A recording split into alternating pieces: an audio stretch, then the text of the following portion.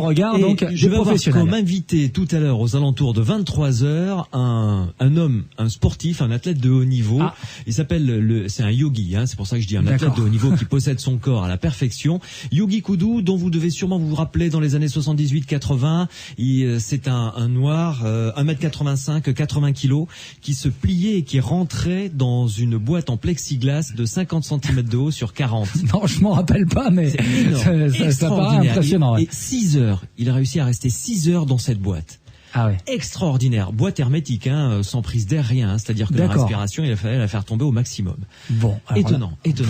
Bon, alors là, moi, je n'y comprends plus rien. Donc, c'est plus vraiment du sport, mon cher Louis. Mais enfin bon, ça va au-delà. En tout cas, ça va au-delà. Donc, des performances incroyables. Et puis, des phénomènes. On se pose tous beaucoup de questions sur ces phénomènes paranormaux. Eh bien, on va voir quelques réponses. Donc, entre les truqueurs et les réels phénomènes paranormaux. Donc, il y a une vraie différence. Et Louis est là pour nous en parler avec les aventuriers de l'étrange. Bonne soirée à tous. Sud Radio, samedi et dimanche, 22h minuit. Louis Benedit, les aventuriers de l'étrange. Che Lorio Massarini, soutiene Regina Forza.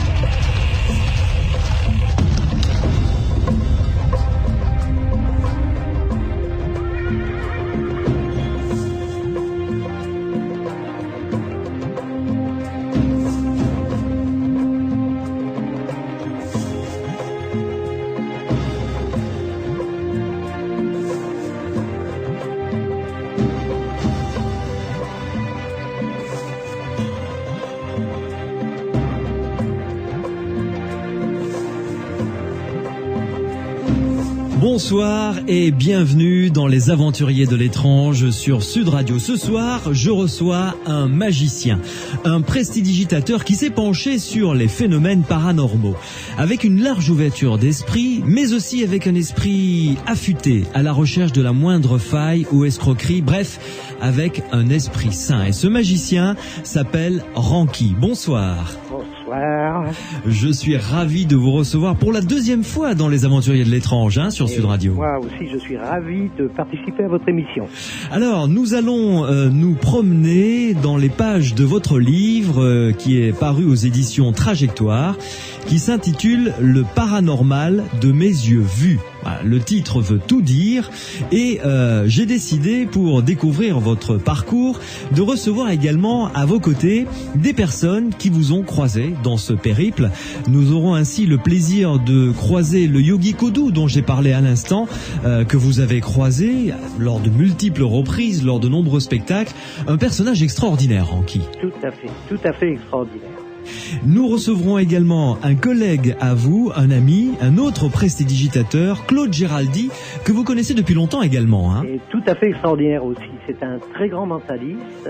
Ouais. Certainement un des plus grands mentalistes, j'allais dire français, mais on pourrait même dire européen. Bon.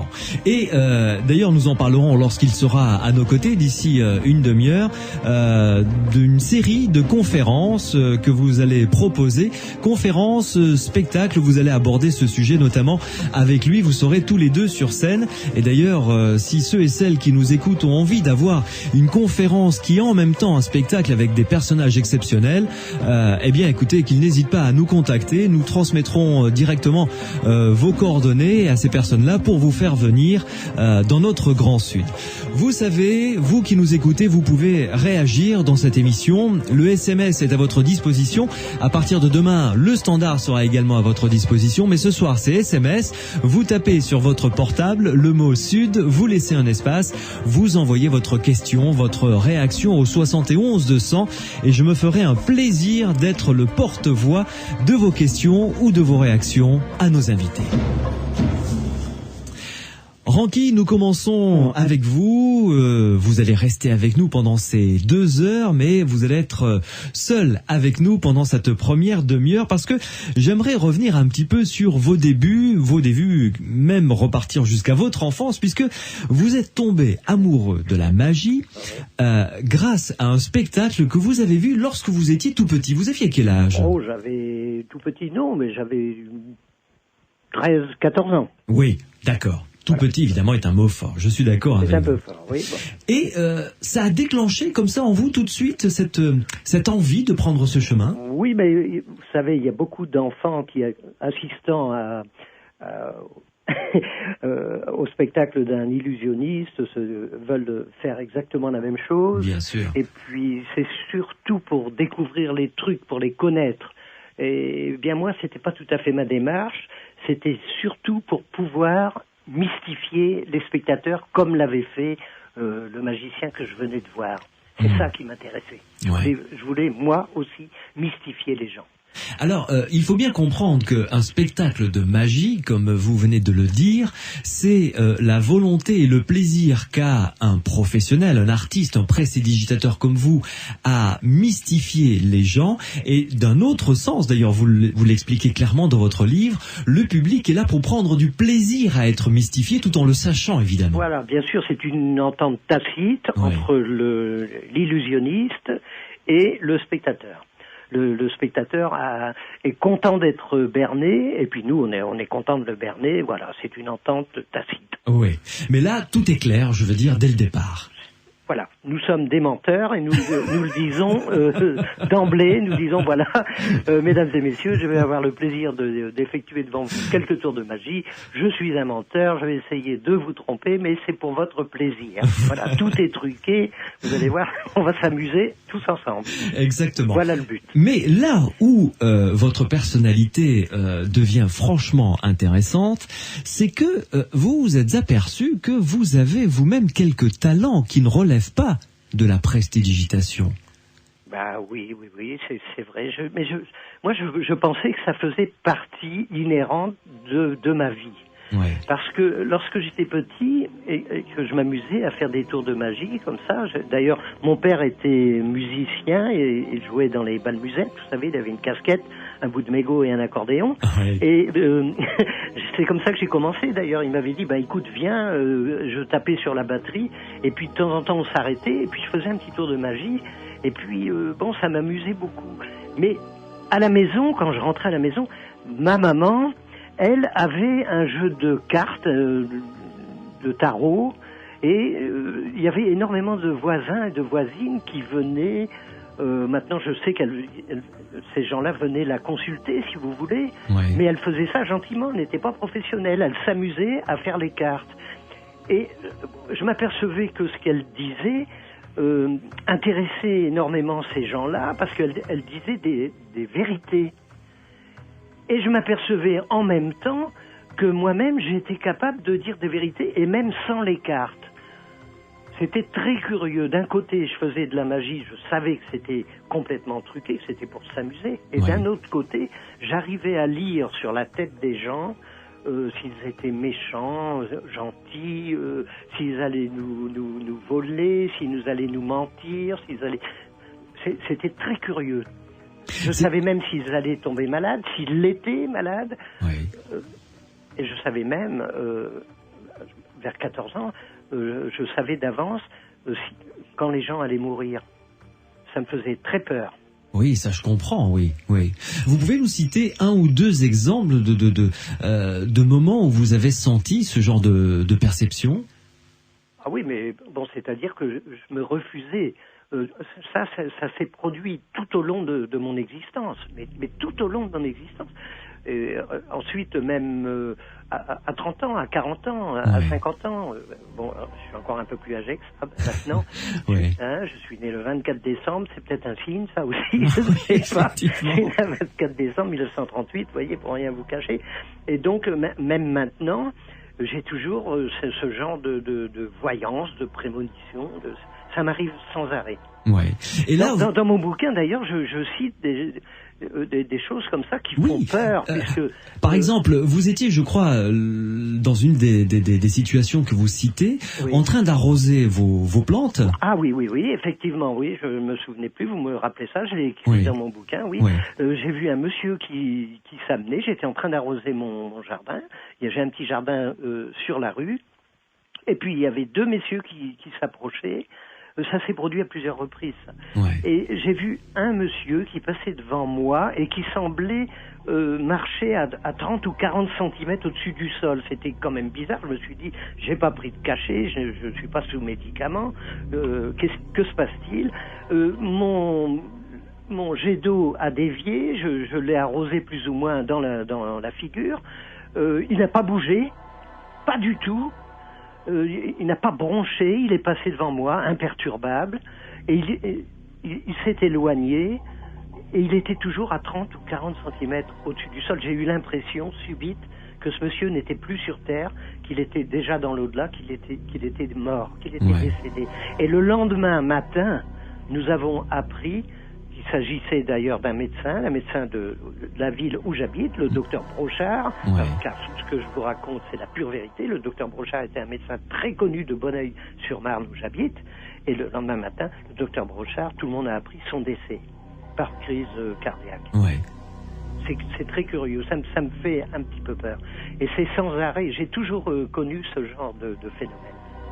Mais ça doit être particulièrement difficile à vivre, ça, ce genre de perception. Oui, c'est très très difficile, c'est stressant, surtout que ça me tombe dessus au moment où je ne m'y attends le moins. Bien sûr. Et je m'y attends pas du tout, d'ailleurs. J'ai jamais cherché à le provoquer, j'ai toujours cherché au contraire à éviter ce genre de choses. Je suis un optimiste, j'aime bien rire, je suis un grand blagueur, j'aime bien la vie, quoi, tout simplement. Tout simplement. Ouais. Et ça, ce genre de choses. Bon, je ne côtoie pas la mort comme ça tout le temps. C'est pas. J'ai d'autres voyances qui sont amusantes. Voilà. Oui, tout à fait. Voilà, ça c'est vraiment. Mais enfin, ça m'arrive souvent. Il me suffit de regarder une photo pour savoir si une personne est décédée ou si elle est vivante. Ouais. Et ça, c'est absolument incompréhensible. Oui. Et ça, vous le ressentez vraiment.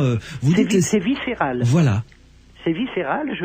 Il n'y a aucune réflexion, il n'y a aucune logique là-dedans. C'est comme ça. Ouais.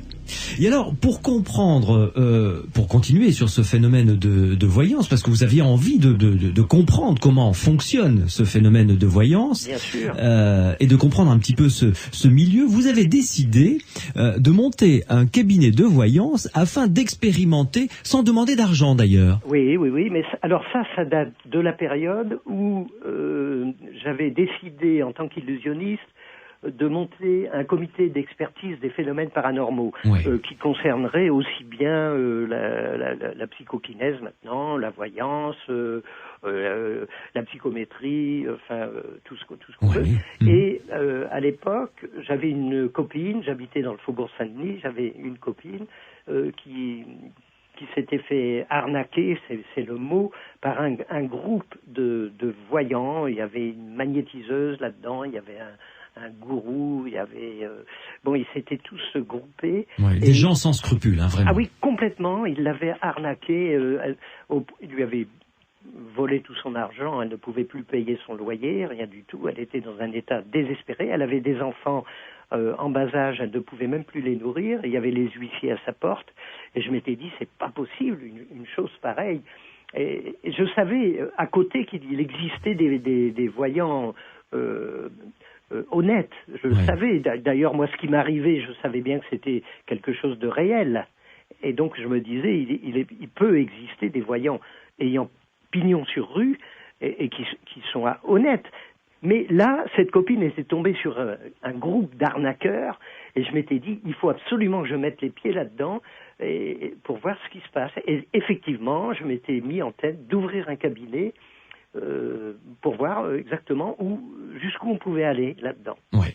Vous restez avec nous, Ranky, une première pause, et ensuite vous allez nous raconter les voyances que vous avez réalisées dans le cadre donc de ce cabinet. Je rappelle toujours sans demander d'argent, puisque vous vouliez vous comprendre un peu comment est-ce que ça fonctionnait. Un petit peu mieux ma démarche. Avec pas mal de succès, là je parle en voyance pure, directe. Oui, tout à fait. Et pas mal de succès également dans un autre type de voyance plus psychologique, et vous nous ferez découvrir ce que vous avez vous-même découvert. Ranky, à tout de suite.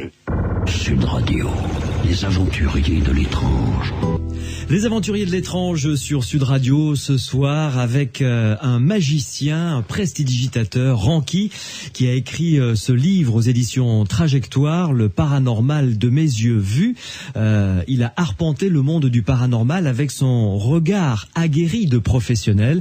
Vous savez que si vous voulez nous envoyer une réaction, poser une question à Ranky ou aux invités qui vont venir nous rejoindre dans le cours de cette émission, vous pouvez nous envoyer un SMS, le mot Sud, tapez sur votre portable, un espace, votre réaction, votre question, et vous envoyez le tout au 71 200. Ranky, revenons à ce cabinet de voyance que vous avez monté pour essayer de vous plonger, de vous immerger dans ce domaine que vous ne connaissiez pas, puisque vous êtes prestidigitateur d'un côté, et que d'un autre côté, vous avez également ces phénomènes de voyance qui vous tombent dessus sans que vous ne demandiez rien à personne. Alors, comment ça s'est passé au départ pour monter ce cabinet? Donc au départ, si vous voulez, au départ, il s'agissait bien de voir, de démasquer plutôt les truands, puisque je vous ai parlé tout à l'heure d'une copine que j'avais, et je voulais savoir exactement quels étaient les procédés qu'employaient tous ces voyous, de la voyance. Et donc, c'est pour ça que j'avais ouvert un cabinet. Et donc, j'avais ouvert ce cabinet tout chez moi, dans mon logement personnel. Et donc, c'était un cabinet expérimental et non pas un cabinet. Le but n'était pas de gagner de l'argent avec ça. Oui, oui. Alors, vous avez passé une petite annonce. J'ai passé une petite annonce, une annonce tout à fait banale, comme on peut en voir toujours maintenant. Je sais plus ce que ça raconte. Amour, argent, vous avez un problème, appelez-moi, réponse gratuite au téléphone.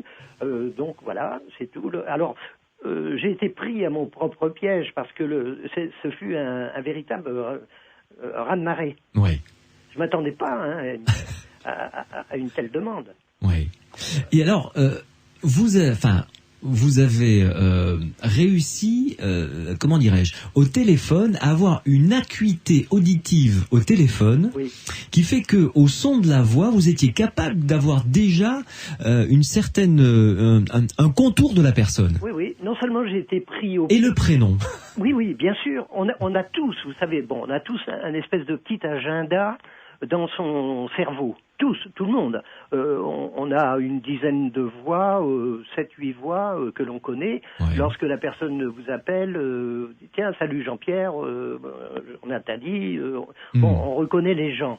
Mais j'étais arrivé au bout de très peu de temps, disons 1 mois ou 2, à avoir un agenda dans mon cerveau, mais de 200, 300 personnes.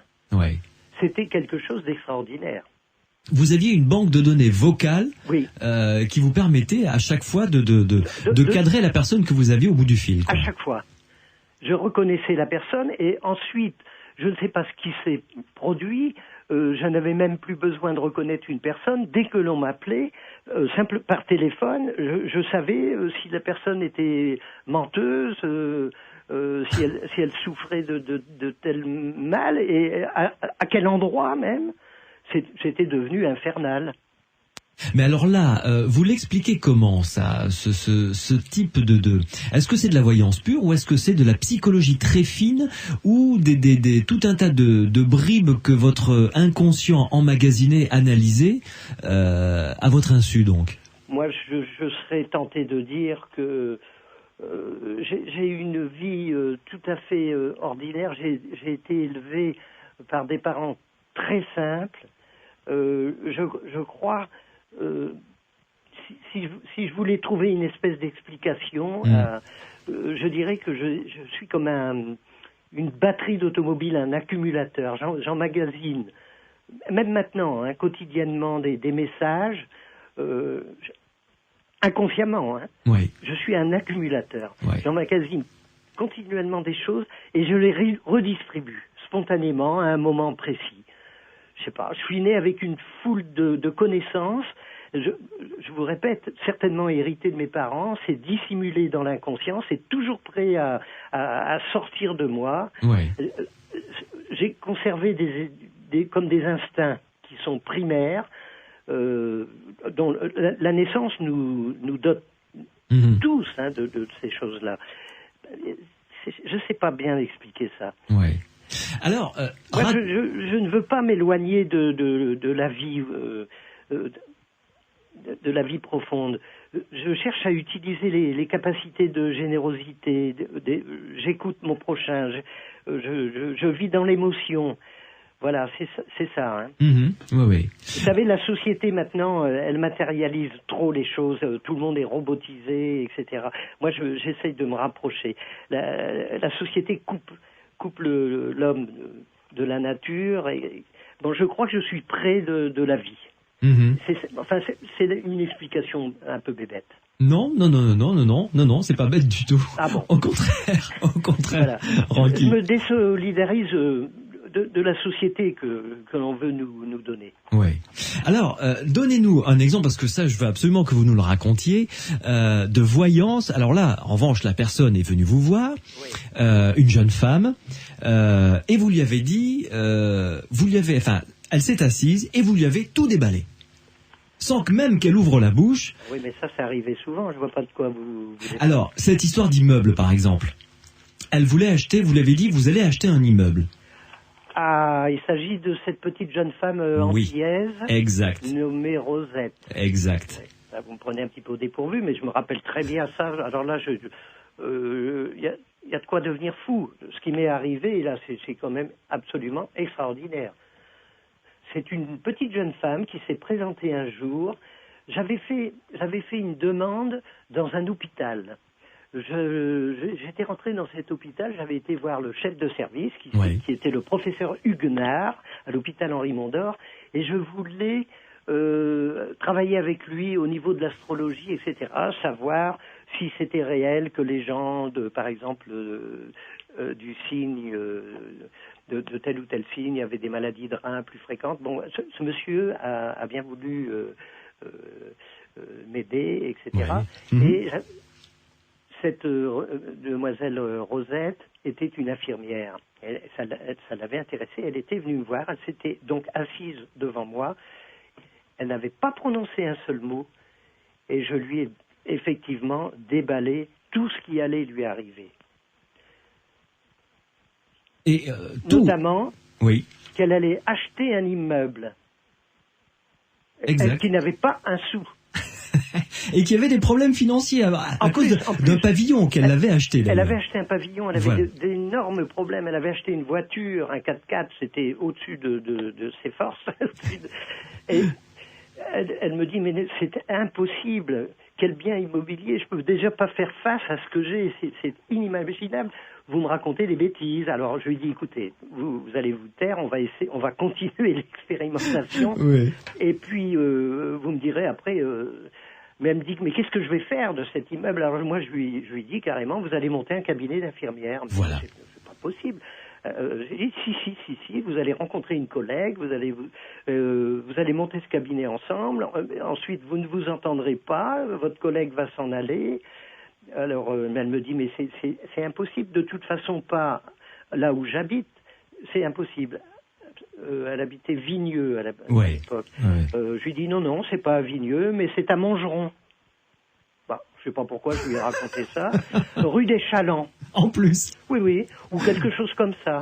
Alors, et puis quelques jours passent, et puis elle me téléphone, elle me dit, écoutez, Monsieur Ranqui, vous savez que je me suis baladé. Et j'ai trouvé un immeuble et effectivement, on me propose, j'ai rencontré une personne qui me propose de s'associer avec moi pour acheter un immeuble. Et c'est rue de Chalandré, c'était pas rue des Chalands, c'est rue de Chalandré. C'était pas loin, quand même. Oui. Mais elle me dit, j'ai toujours pas d'argent. Alors je lui dis, écoutez, vous êtes à quelle banque? Elle me dit, j'ai telle banque. Je lui dis, allez, demandez un rendez-vous, allez-y, demandez de l'argent. Elle y va, elle demande de l'argent. On lui dit oui, c'est bon. Il n'y a pas de souci, ok. C'est ok. Eh bien, vous me croirez ou vous ne me croirez pas. Cette personne existe toujours. Elle est toujours là dans cet immeuble. Donc, elle s'est fâchée ensuite avec la personne. Elle est toujours dans l'immeuble. Et ça marche. C'est extraordinaire, quand même. Oui. Alors, juste. Elle s'appelle Rosette.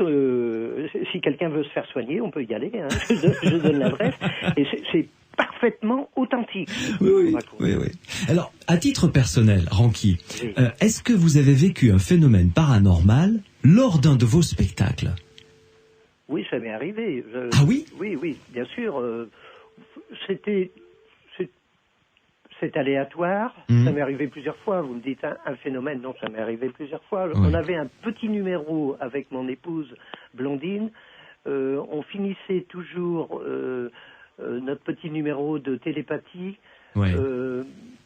On terminait ça gentiment en riant sur un clin d'œil.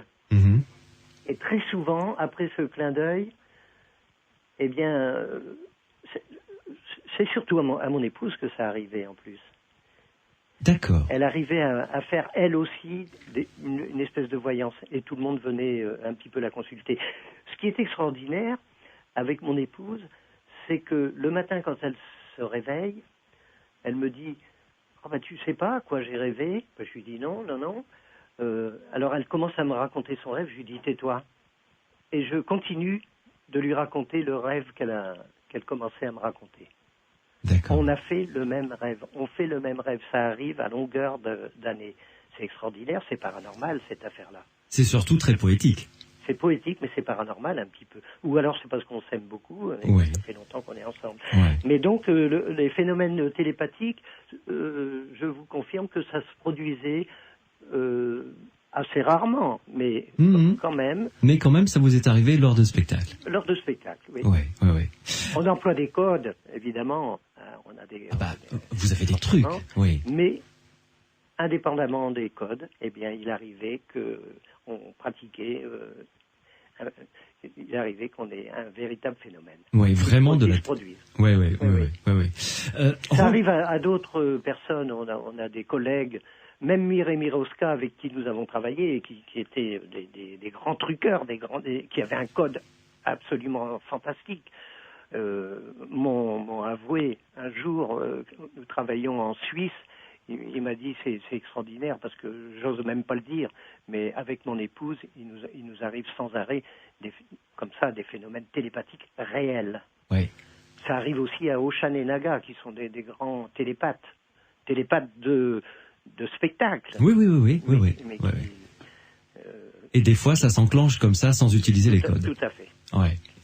Ranky, vous avez décidé de créer, il y a plusieurs années de ça évidemment, un comité de prestidigitateurs, c'est la base de votre livre, pour faire la part de l'escroquerie du vrai phénomène paranormal. C'est votre ambivalence comme ça, c'est ces deux phases de vous-même en une qui vous ont emmené à créer ça. Oui, absolument. Je sais pas, l'un n'exclut pas l'autre. Oui, bien sûr. Hein? Donc, et puis, vous savez, il y a beaucoup d'escroqueries. Après tout, nous sommes quand même les mieux placés. Vous savez, on voit souvent à la télévision des expériences, par exemple, on voit une voyante qui va faire de la psychométrie, c'est-à-dire essayer de deviner ce qui se trouve à l'intérieur d'une enveloppe scellée. Oui. Moi, j'ai vu quelquefois des voyantes qui s'étaient complètement bidonnées parce que il y avait un trucage et l'animateur s'était fait arnaquer, il n'avait pas vu. Il existe 10-15 procédés pour lire dans des enveloppes scellées. On peut deviner ce qu'il y a dans les enveloppes scellées. D'autre part, la véritable psychométrie existe. Oui. Alors, donc, nous, magiciens, qui connaissons bien les trucs, eh bien, c'est un devoir d'éclairer le public. Quand on voit une arnaque, eh bien, il faut la dénoncer, cette arnaque. Et quand on voit un phénomène authentique, on doit le dire aussi. C'est pour ça, quand on m'a invité plusieurs fois dans les télévisions, et j'aime bien venir quand on peut s'exprimer, quand on tombe pas sur des voyous, parce que j'ai fait des télévisions où j'étais... On en parlera, oui, effectivement. Si vous voulez, oui. Ouais, oui, je veux, oui, on en parlera. Si vous voulez. Parce qu'il y a quelques voyous que vous avez rencontrés, quand même. Oui. Ouais. Ouais, tout à fait. Ranky, une seconde pause et un premier invité va venir nous rejoindre dans quelques minutes. Oui. Un ami, un collègue à vous, Claude Géraldy. Oui. Et ensemble, vous allez nous parler de ce comité, des affaires sur lesquelles vous avez travaillé, notamment cette affaire du motard masqué que vous avez débusqué, démystifié de haute main, parce que ça vous a énervé de voir tout le tapage qu'il y avait autour de quelqu'un qui truquait, quoi, tout simplement. Tout simplement. Vous restez avec nous, Ranky, à tout de suite.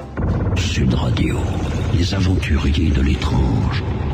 À Arena sur Sud Radio dans Les Aventuriers de l'étrange. Ce soir, un prestidigitateur, un vrai magicien est mon invité, Ranky, à l'occasion de la publication de son livre aux éditions Trajectoire. Ce livre s'intitule Le paranormal de mes yeux vus. Il a créé un comité d'experts, comme lui, tous prestidigitateurs, chacun spécialisé dans son domaine, et ils se sont penchés sur bien tous ces phénomènes paranormaux et sur ceux qui prétendaient les produire. Et comme Ranky l'a dit tout à l'heure, avant que nous fassions cette pause, il y a des phénomènes qui existent, et là on a dit là il n'y a pas de trucage. En revanche, il y a des endroits où on a dit attention, là les gars, là il y a escroc grave, quoi. Ranky, ça vous énerve toujours autant de voir des gens comme ça qui exploitent vos trucs de magicien? Ça énerve, oui, bien sûr. Par exemple, l'histoire du motard masqué, ça nous a énervé parce que c'était devenu national. Il y a longtemps qu'on avait essayé de nous copier l'histoire de piloter une voiture ou une moto. Ça existe depuis des décennies. Ouais. Mais ce qui nous a surtout énervé, c'est que là, la télévision, notamment c'était TF1, avait monté cette affaire-là vraiment en épingle, et surtout ce qui était extrêmement grave, c'est que l'individu Jean-Marie Laforgue, oui. Voulait monter tout simplement un cabinet médical de façon à parce qu'il disait se décorporer. Ouais. Voilà, je me décorpore et ça me permet de piloter ma moto. Alors, je vais me décorporer et je vais pouvoir soigner votre cancer. Oui, là il y a danger. Ça ne marche plus. Là, on ne peut pas accepter ça. Ouais. Alors c'est plus que nous énerver, ça devient un danger public. Et là, on ne peut pas. Là, on rigole plus. Non, on ne rit plus. Là, on ne rit plus. Alors, Ranky, attention, exercice extrêmement difficile. Yes. C'est toujours compliqué. On a un de vos amis avec nous au téléphone, que vous connaissez bien, Claude Géraldy. Bonsoir. Très bien. Bonsoir, Claude Géraldy. Oui, bonsoir. Alors, Ranky va se livrer devant vous sans filet à un exercice périlleux. Ranky, vous allez devoir nous présenter Claude Géraldy. Ah oui, c'est périlleux. Ah oui, ça c'est toujours embêtant. Oui, c'est toujours embêtant, mais avec Claude Géraldy, c'est quand même très facile à faire. Vous savez, Claude Géraldy a été est membre de notre comité depuis, ça fait bien une vingtaine d'années. Ah oui, facile. Oui. Et alors, présentez-le nous en tant qu'homme et en tant que prestidigitateur. Alors, homme, c'est un homme charmant, déjà. Ouais. Mais il est à l'écoute? Oui, il vous entend. Oui, mais alors là, ça va pas aller. C'est un excellent magicien, c'est un excellent manipulateur. Il fait du close-up aussi, il fait de la scène. Il est très bon en magie générale. Et puis, il s'est mis à basculer tout doucement vers le mentalisme, vers l'extra-sensoriel, vers une magie de l'esprit. Et ça m'a beaucoup intéressé. C'est un homme extrêmement intéressant et il vous en parlera peut-être beaucoup mieux que moi, mais ça, c'est de son côté extraordinaire. Oui. Voilà. Alors, nous l'avons évidemment avec nous, Claude Géraldy. Oui. Expliquez-nous ce qu'est être mentaliste. Alors d'abord, bonsoir à tous. Oui, bonsoir. Alors, le mentalisme, c'est comme a dit Ranky, c'est vieux comme le monde, mais c'est surtout la magie sous une forme relativement moderne comment pourrait-on dire? Je vais vous donner une formule qui va résumer très bien. Oui. Disons qu'un illusionniste cherche à duper l'œil. Le ventriloque cherche à duper l'oreille. Oui. Et le mentalisme, il cherche à duper l'esprit. Voilà déjà une approche de ce qu'est le mentalisme. Alors dans le mot mentalisme, c'est un mot français qui est assez maladroit parce que il y a le mot mental, magie mentale. Alors les gens disent c'est une histoire de fou, chose mentale. Les Américains disent des mind readers, c'est-à-dire lire dans l'esprit. Ouais. Donc on va classer dans le mentalisme tous les effets qui relèvent du paranormal, c'est-à-dire toutes les imitations scéniques de télépathie, psychokinèse, c'est-à-dire action de l'esprit sur la matière, comme les lévitations, torsion de cuillère, etc. Ouais. On va classer tous les phénomènes télépathiques, toutes les expériences de spiritisme, tout ce qui est clairvoyance, voyance, clairaudience, bref, tous les effets qui vont permettre de passer pour un sujet psy, PSI, Oui. PSY évidemment. Hein. Donc voilà ce qu'est le mentalisme.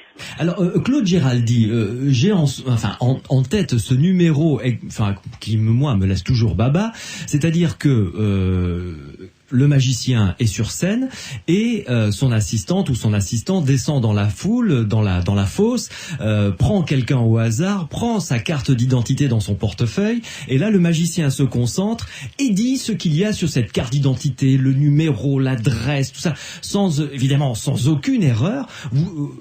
Vous êtes capable de faire ça? Alors je fais beaucoup mieux que ça. Ah bon? Ranky, ça le fait rire. Oui, mais parce que c'est vrai en plus. Alors écoutez, je vais vous dire une chose. Pourquoi je fais mieux que ça? C'est parce que l'expérience que vous décrivez Oui. est assez ancienne.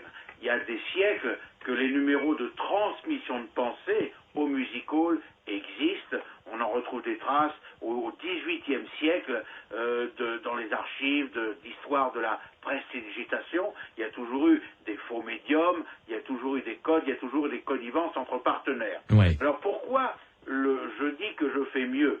Eh bien tout simplement parce que je n'ai plus besoin de partenaires. Le mentaliste moderne ne travaille plus avec une ou un partenaire. Il fait directement les expériences en direct avec le public. Pas de compère, apparemment pas de truc, tout se fait en direct avec le public. Alors quelques exemples, des personnes dans le public peuvent faire des dessins, le magicien les reproduit sur scène, Non. des objets peuvent être pris par un spectateur non compère, bien entendu. Oui, oui. Je dis non compère, puisque depuis 30 ans que je fais ce métier, je peux au moins dire une chose qui est vraie, c'est qu'il n'y a jamais eu absolument aucun compère dans mes démonstrations.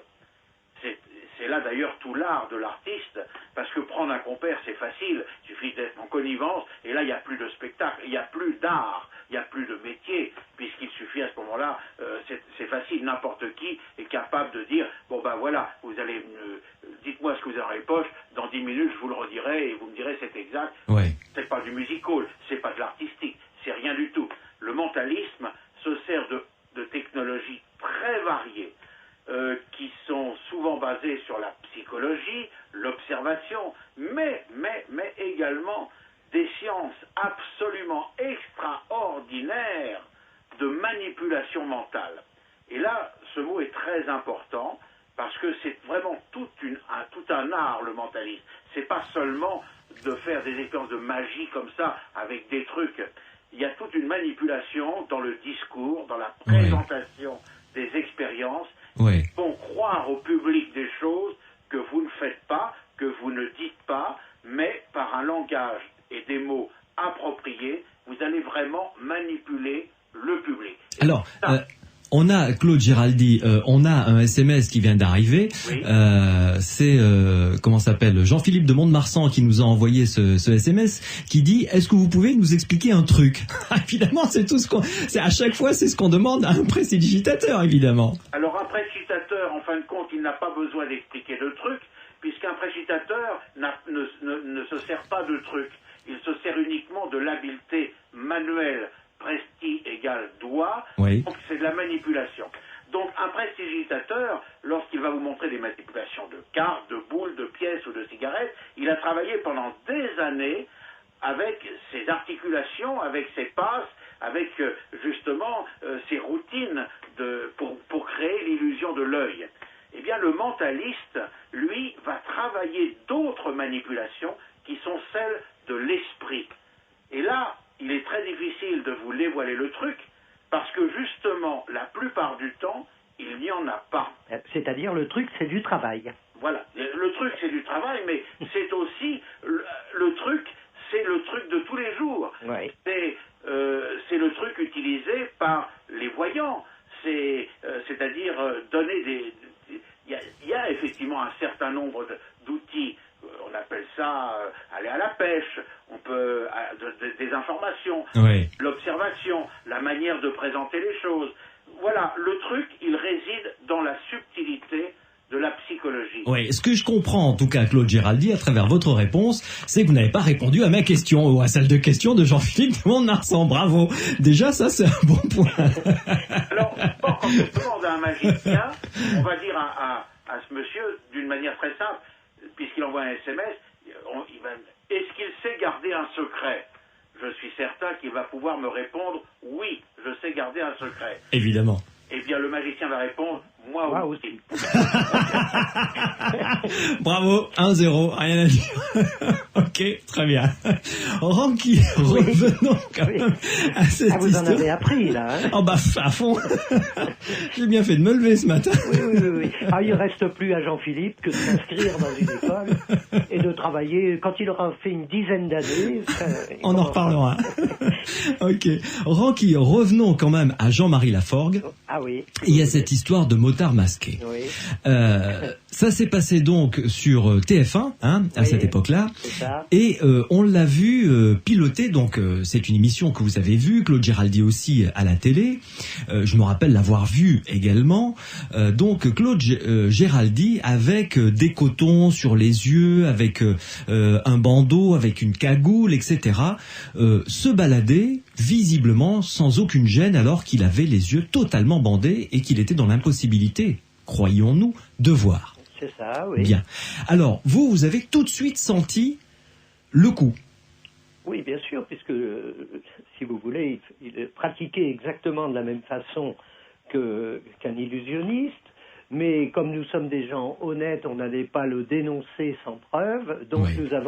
nous avons téléphoné à la production pour leur demander de nous recevoir et d'expertiser donc ce monsieur. On ne pouvait pas. C'est pas parce que son numéro ressemblait au nôtre qu'il trichait forcément. D'accord. Nous avons l'honnêteté. Oui. Nous avons donc dit à monsieur Plaisance, qui était le producteur, nous avons dit, écoutez, il y a une possibilité que vous soyez arnaqué dans cette affaire-là. Si vous êtes arnaqué, vous allez voir que votre émission risque de en souffrir. Oui.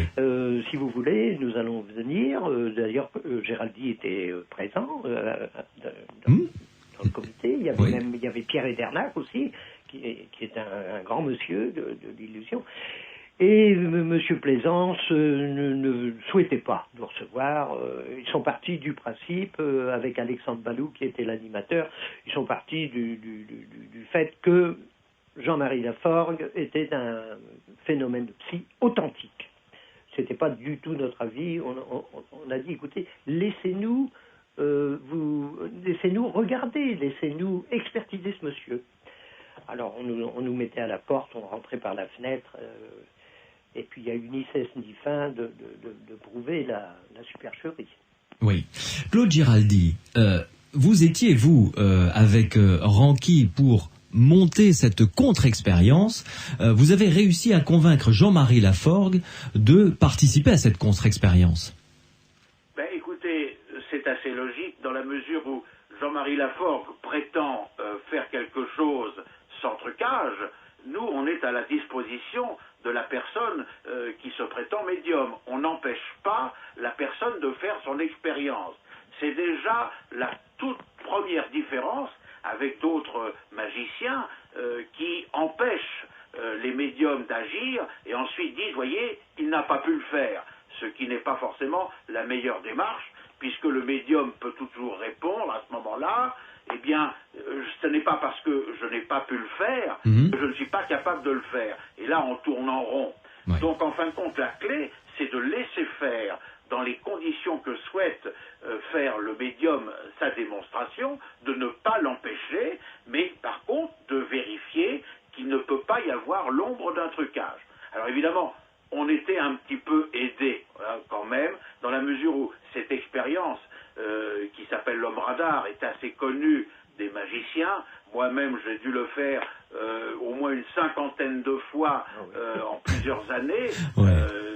C'était de bonne guerre, dans des quinzaines commerciales, de conduire une voiture avec un bandeau, plus une cagoule, examinée bien entendu, avec un huissier parce qu'il faut mettre les formes, avec souvent des journalistes parce que ça en rend officiel les choses.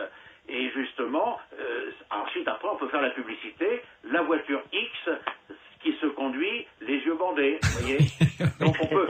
enfin, bref, l'homme radar a toujours existé, qu'on conduise une voiture, qu'on conduise une moto, qu'on fasse du deltaplane ou qu'on le fasse en vélo sur un parking d'hypermarché, la formule de l'homme radar ou la conduite d'un véhicule les yeux bandés, ou tout simplement marcher sans un véhicule avec un bandeau sur les yeux, eh bien c'est une expérience que beaucoup de mentalistes pratiquent. Je dis bien mentalistes, qu'il faut encore bien dire à nos auditeurs que les magiciens experts du paranormal ne sont pas n'importe quel magicien. Ça, c'est important.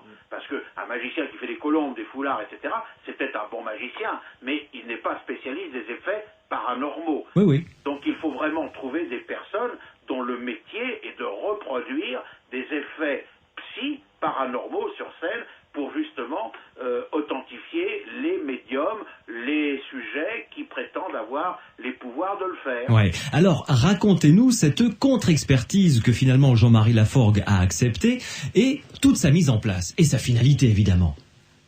Bien, la contre-expertise, en fin de compte, était assez facile en protocole dans la mesure où, connaissant et soupçonnant les trucages possibles qu'il pouvait employer, il suffisait de faire mettre les véhicules en contre-expertise d'une certaine manière, en épi par exemple. Honnêtement, son expérience de départ, c'était d'abord de mettre un bandeau sur les yeux, oui. Et ensuite de mettre une cagoule. Voilà. Bon, nous avons été très gentils, on lui a dit, écoutez, c'est pas la peine de mettre une cagoule parce qu'on vous fait confiance, c'est même pas la peine de mettre un bandeau parce que tout ça, on va contre les étouffements, on va être gentil, on va faire beaucoup plus simple, puisque la contre-expertise va avoir lieu dans la rue, autant qu'il n'y ait pas de choses qui peuvent vous empoisonner l'air. Autant faire des choses les plus simples, en mettant une petite balle de mousse sur les yeux et un sparadrap, on s'en contentera, et pour nous, on sera suffisamment content sans avoir à prendre d'autres choses. Ça suffisait pour empêcher l'expérience de réussir. Oui. D'accord ? Oui, parce que c'est important. Oui. Alors évidemment, on ne vous donnera pas le truc, n'en déplaise à vos auditeurs, puisque les magiciens le reproduisent sur scène. Moi-même, je fais cette expérience avec un simple bandeau de relaxation d'une marque que je ne donnerai pas à l'antenne, et que tout le monde connaît et qu'on peut acheter dans un simple bandeau dans une pharmacie, qui donc prouve qu'il n'y a aucun trucage au niveau du bandeau. D'accord. Donc, vous voyez, c'est important parce que les gens pourraient croire qu'il y a des cagoules truquées, des bandeaux truqués. Oui, bien sûr que ça existe.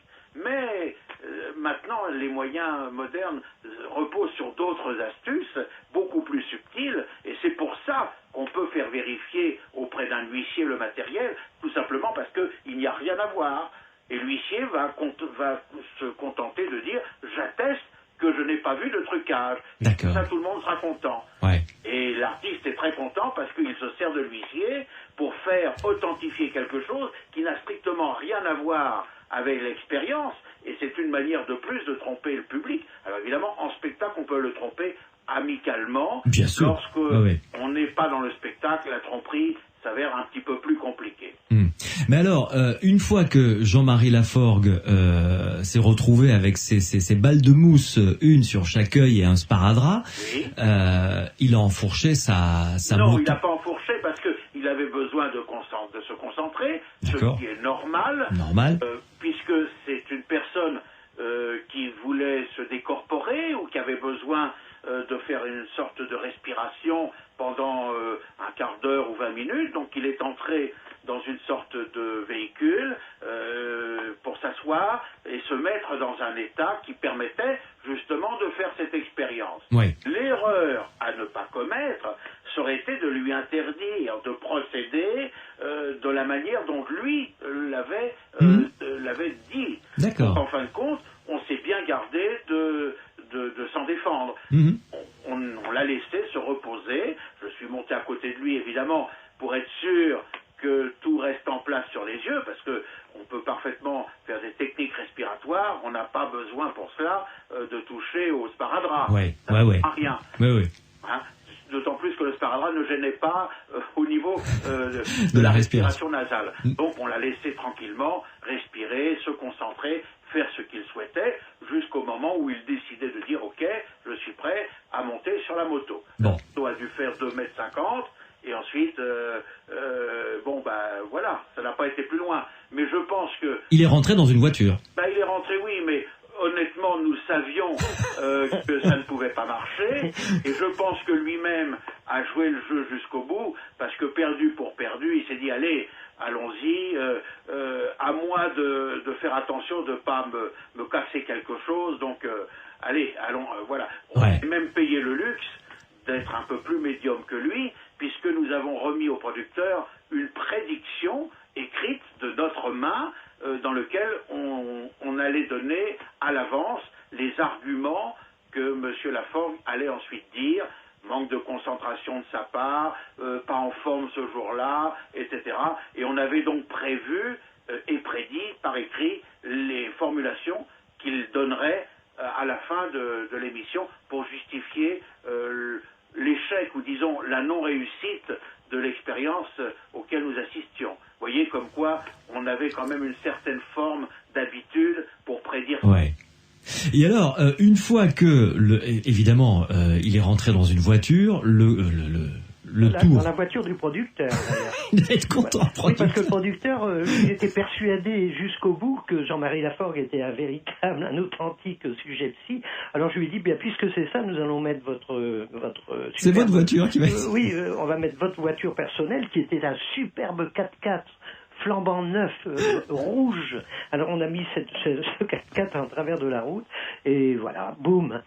D'accord. Et alors, qu'est devenu ensuite ce Jean-Marie Laforgue? Parce que vous l'avez suivi après, j'imagine. Enfin, au moins dans les journaux, etc. Tout est retombé comme un soufflet raté. Qu'est-ce qui s'est passé? Non. Moi, j'ai eu des nouvelles. Et Jean-Marie Laforgue a piloté des hors-boards, sans visibilité. Oui. Toujours avec la cagoule. Oui. Et voilà. Donc, Ça continue. Donc toujours avec le truc que Oui. vous connaissez depuis des années. Voilà, c'est ça. Personne n'y fait plus attention. Il fait ses animations commerciales comme ça. Et... Oui. Alors je ne sais. Bon, évidemment, il n'y a plus le battage qui a eu à TF1, mais bon, il fait quand même ses petites animations et je suppose qu'il continue à bénéficier de la publicité énorme dont qu'il avait eu à l'époque. Bon. De toute façon, ça marchera toujours. Ça marche toujours, oui. Vous savez, ce genre de spectacle est reproductif, c'est cyclique. Un coup, on a quelqu'un qui prédit le résultat du tiercé dans un coffre que nous avions décrit il y a longtemps. Un autre coup, on va donner les résultats du loto comme si on était voyant. Un autre coup, ça sera l'homme radar sous une forme d'un véhicule quelconque à venir. Ouais. Et périodiquement, on assistera encore et à nouveau à ce même genre d'expérience. Parce que, en fin de compte, le public, il a la mémoire courte, c'est pas la même génération. Après quelques années, les mêmes causes reproduisent les mêmes effets. Donc on est condamné, nous ou d'autres, à refaire et à nouveau expertiser les mêmes bêtises, parce que pour nous, c'est maintenant rentré dans les affaires courantes, malheureusement. Oui. Et puis, ce qui est le plus triste, en fin de compte, c'est pas encore de voir voir ça. C'est la naïveté surtout de certains journalistes, de certains producteurs, qui croient dur comme fer à des choses aberrantes. Voilà, c'est plutôt ça qui m'a le plus frappé qu'autre chose, parce que des affaires comme Jean-Marie Laforgue, il y en a eu d'autres, pas forcément sur les mêmes plans, qui sont navrantes d'efficacité au niveau crédulité. Ouais. Merci beaucoup en tout cas Claude Géraldy d'avoir fait un petit détour chez nous et un petit peu chez votre ami Ranky en même temps dans Les Aventuriers de l'étrange sur Sud Radio. Eh bien, bonne chance et bonne continuation. Merci beaucoup Claude Géraldy. Au revoir. Au revoir. Ranky, avant de passer à notre deuxième invité de ce soir, une chose quand même concernant les conférences que vous allez mettre sur pied, ou si ce n'est déjà fait, avec votre ami Claude Géraldy. Oui, eh bien justement, il vous a expliqué, enfin, vous avez dit spectacle, oui. conférence, je dirais plutôt conférence démonstration. D'accord. Donc, nous allons faire des démonstrations d'effets paranormaux. Et voilà, c'est un petit peu nouveau et je pense que ça va motiver les gens à venir voir ce qui se passe exactement dans le paranormal. Bien. Au moins au niveau de l'illusionnisme. Oui. Et parapsychologie. Oui, tout à fait. Voilà. Donc, j'invite ceux et celles qui sont intéressés pour vous faire venir avec Claude Géraldy, donc pour cette conférence démonstration, à nous contacter directement ici à Sud Radio, Les Aventuriers de l'étrange. Vous nous laissez un mot au 0826 300 300 et on vous donnera directement les coordonnées de Ranky. Très sympathique à vous. Bah écoutez, c'est la moindre des choses. Ranky, une pause et ensuite on va retrouver notre deuxième invité que vous avez croisé, quelqu'un que je trouve extraordinaire. Les prouesses qu'il réussit à faire physiquement et mentalement sont absolument fabuleuses. Je veux parler du yogi Koudou, que vous connaissez fort bien pour avoir partagé la scène avec lui pendant plusieurs années. C'est quelqu'un d'extraordinaire. Tout à fait. Il va être avec nous dans quelques instants et vous allez voir, ce qu'il réalise est absolument fabuleux. Les Aventuriers de l'étrange sur Sud Radio. Olivia Ruiz sur Sud Radio dans Les Aventuriers de l'étrange. Je traîne des pieds, vous savez que vous pouvez nous contacter. Il y a plusieurs biais pour ça. Vous pouvez nous laisser un message, notamment pour notre émission demain.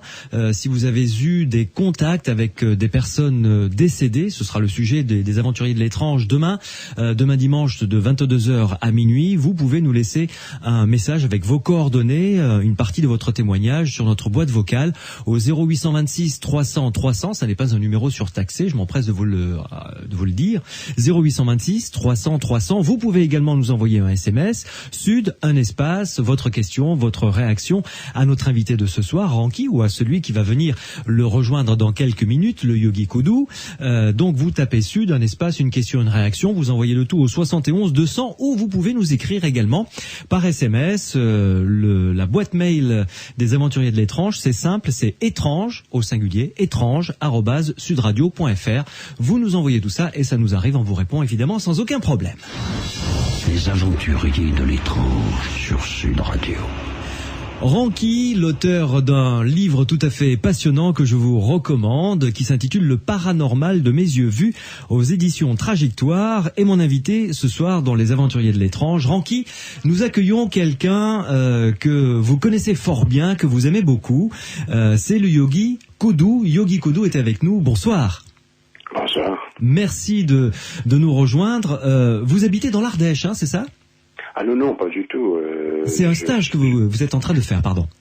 Oui, je suis en Ardèche parce que c'est un centre qui est là-bas où je forme des professeurs de yoga et puis des gens qui font des massages en digitopunture. Oui. Ranky, Oui.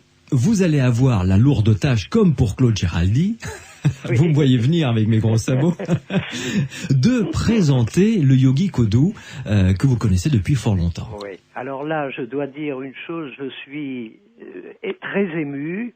Paulin, Ouais. je suis ému de t'entendre. Ah, ça me fait plaisir. Ça fait un sacré bout de temps qu'on ne s'était pas parlé. Ah oui. Tu n'as pas changé de voix. Ah. Toujours belle voix grave, hein, si je puis me voix permettre. grave, Oui, ni de voix VOIE, ni de voix VOIX. Ça me fait très très plaisir de t'entendre. Moi, c'est de même, donc c'est réciproque, c'est bien. Voilà. Avec Paulin, puisque c'est Paulin, Oui. le prénom. Oui.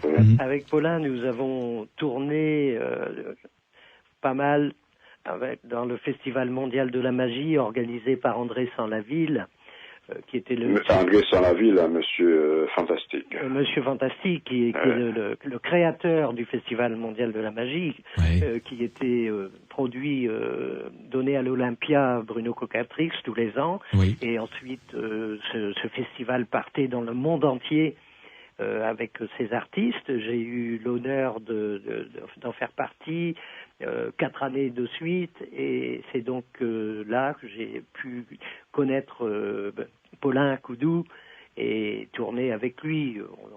On a aussi tourné, nous avons tourné en Syrie, on diffère l'Italie, on a fait l'Italie, tu te rappelles, Paulin? Oui, bien sûr. Voilà, Paulin est un grand monsieur. Et alors, Yogi Koudou, vous, je me rappelle très très bien, d'ailleurs, il y a cette vidéo encore sur votre site, que j'invite ceux et celles qui nous écoutent à aller consulter, c'est leyogi.com, LEYOGI.com, où là, donc, on peut voir toutes les créations que vous faites de posture en yoga, et puis cette magnifique séquence extraordinaire, cet exploit que je trouve fabuleux, vous pliez, vous rentrez dans une boîte transparente qui fait 50 cm de haut, 40 cm d'arête, à travers une petite porte. On se demande même si moi, qui suis plus petit que vous, je pourrais sûrement peut-être y rentrer juste la tête et encore. Et physiquement, je dis à ceux et celles qui nous écoutent, vous faites 1m85 pour 80 kg, c'est ça ? Maintenant 83 kilos, avec l'âge, j'ai réfléchi un peu. Ah, vous avez pris 3 kilos quand même. Par contre, je ne sais pas si la porte n'a pas bougé. Lorsque nous avons vu Paulin dans les salons Ricard aux Champs-Élysées, la porte faisait 23 cm de large. Oui, maintenant la porte fait 37. Ah, bon. C'est les 3 kilos, ça. Mais enfin, on vous en voudra pas. Dites-moi, Yogi Koudou, comment vous êtes-vous intéressé au yoga au point d'en faire votre vie? Il n'y a pas de mérite. J'ai un père bouddhiste et une mère antillaise, et puis après le bouddhiste et le chrétianisme. Ouais. J'ai connu le yoga étant enfant, et puis je voyais mon père faire des postures, et ça a commencé comme ça. Ouais. Mais et comme c'est quelque chose que j'aime, je trouve extraordinaire. C'est vraiment merveilleux d'avoir eu la chance de connaître le yoga. Et j'ai aimé ça depuis petit, et je l'ai jamais lâché, quoi. Mais dites-moi, quelles sont les capacités hors normes qu'il faut avoir pour réussir à entrer dans un cube de 50 cm de haut, 40 cm d'arête, et avec une porte de 37 cm, je rappelle, vous faites 83 kg, 1m85 quand même. Oui, mais je pense qu'il n'y a pas d'exploit à rentrer dans la boîte. Beaucoup de gens peuvent rentrer dans cette boîte. Le plus difficile, c'est de pouvoir y rester. Oui. Rester dans la boîte, il faut contrôler sa respiration parce qu'il n'y a pas d'air à l'intérieur. Il faut diminuer la consommation d'énergie du corps, et puis pour pouvoir y rester, c'est ça que je trouve le plus extraordinaire. C'est ça qu'il faut travailler. Vous y êtes resté, je crois, plus de 6 heures, une fois. Oui, 6 heures, oui. Mais c'est juste pour montrer ce genre de record, je ne m'amuse plus à ça. Ouais. Mais c'est juste pour montrer que le corps physique a une capacité considérable, et que c'est vraiment dommage que dans la vie de chaque jour, les gens n'apprennent pas à respirer. Il faut savoir que le premier maillon de la vie du corps, c'est le souffle. Ouais. Et il suffit d'avoir une respiration qui n'est pas correctement exploitée pour avoir un corps bourré de rhumatisme, un corps qui va avoir des retenues d'eau et des sommeils difficiles, enfin plein d'anomalies dans la vie du corps viennent par une mauvaise respiration. Mais vous, je suppose que c'est un entraînement, même si vous n'appelez plus ça peut-être un entraînement à votre niveau, mais c'est un exercice quotidien, j'imagine. Oh, il faut, pour moi, pour ce que je fais avec, il faut entre 3 et 6 heures de travail par jour. Ah oui, c'est plus qu'un entraînement. C'est un ascétisme, c'est une règle de vie, quoi. Oui, c'est une manière de vie, mais après on ne trouve plus du tout qu'il n'y a plus de contraintes. Il faut faire attention aussi à la manière qu'on mange, l'association des ciments. Il y a tout ça à faire attention, mais il faut savoir que dans la vie de tous les jours, le corps physique prend des habitudes. Souvent, les gens disent j'ai pour habitude, j'ai cette habitude, mais c'est faux. Un être n'a pas d'habitude. C'est le corps physique qui vit et qui subit la vie qui l'entoure, qui prend des habitudes. Pourquoi? Parce qu'il cherche à s'adapter à chaque chose. Et seulement il faut arriver à éduquer le corps pour comprendre que l'être qui est dans son corps ne vit pas. Il a un corps qui vit, mais lui, il existe dans le corps, et le jour qu'il n'aura plus ce corps, il va ensuite habiter un autre corps. Donc par conséquent, il faut apprendre à ce corps de bien respirer, de bien manger, pour l'aider à mieux vivre, et ne pas subir constamment la vie. Oui, c'est très bouddhiste ça. Je vous ai entendu mal là tout à l'heure. Pardon, j'ai dit c'est très bouddhiste ça comme philosophie. C'est bouddhiste, mais je trouve que c'est quelque chose qui devrait être même enseigné à l'école pour un certain respect de la vie. La vie est quelque chose de merveilleux, de fantastique. L'être humain a des grandes possibilités. Il faut savoir que ce corps physique, et c'est d'abord un corps animal, un être est l'esprit d'une parcelle de Dieu qui vit à l'intérieur, qui existe à l'intérieur d'une vie, qui sa vie lui-même dépend de la vie qui l'entoure. Donc c'est quelque chose qu'il a pour plusieurs années. Un corps vit de manière automatique, il réagit spontanément et rapidement. Le corps perd son instinct animal. Et quand il perd son instinct animal, il a diminué un potentiel de vie, mais peut-être de 25%. Oui. Et tout cela, c'est quelque chose qu'on doit respecter, qu'on ne doit jamais perdre. Et si moi je fais partie des yogis qui est capable de s'arrêter le cœur ou de rester sous terre pendant plusieurs jours, mais je ne suis pas unique. Il y a d'autres personnes qui sont capables de le faire et c'est à la portée de tout le monde. Mais seulement il faut apprendre à éduquer le corps, à apprendre le corps à vivre et ne pas dire mon corps respire automatiquement. Il n'a pas besoin de moi pour vivre, il a besoin de moi pour mieux vivre et j'ai besoin de lui pour exister. Oui, cette phrase est très jolie. Dites-moi, Yogi Kodou, je veux revenir sur deux choses que vous avez citées très rapidement. Vous avez dit, je suis en tant que yogi capable de rester sous terre très longtemps, c'est-à-dire le plus longtemps que j'ai fait sous terre, c'est 24 heures à 50 cm sous terre, enveloppé dans un drap. Mais mon père a connu un yogi que je n'ai pas connu, parce que bon, j'étais gamin à l'époque, qui a fait jusqu'à 101 jours sous terre, sans boire, sans manger. 101 jours 101 jours. Donc c'est quelque chose, vous savez, dans le corps, il y a une quantité d'énergie, mais qui est phénoménale.